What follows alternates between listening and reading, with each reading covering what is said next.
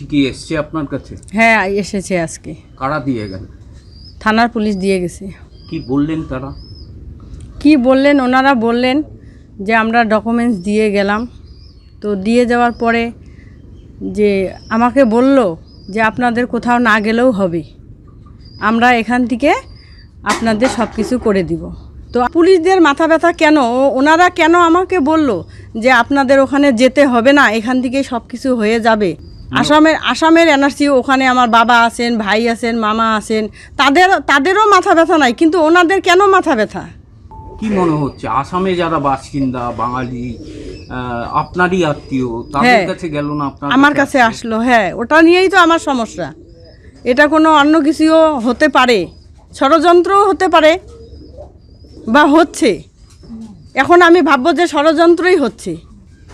আপনি কি করবেন? কাগজ নিয়ে যাবেন? হ্যাঁ, আমি কাগজ নিয়ে যাব, আমি ওখানে প্রমাণ করব। আমি এখানেও কেন প্রমাণ করব? আমার এখানে প্রমাণ করার কোনো প্রয়োজনই হয় না।